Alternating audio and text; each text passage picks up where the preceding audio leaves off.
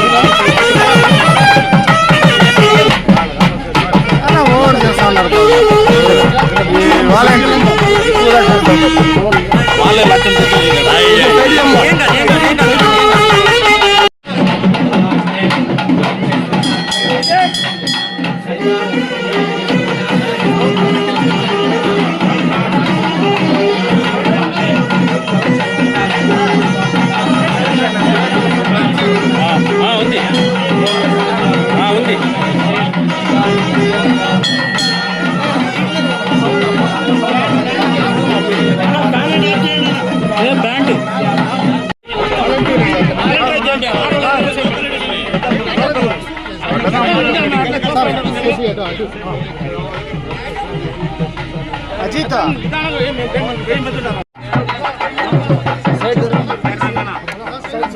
బాబు కొంచెం దాటేసుకోండి.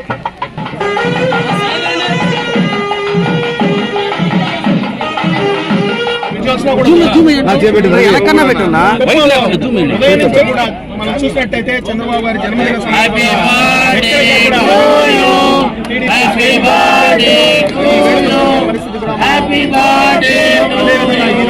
లక్ష్మీ నరసింహస్వామి ఆలయం వద్ద జరుగుతున్న జన్మదిన వేడుకల్లో కూడా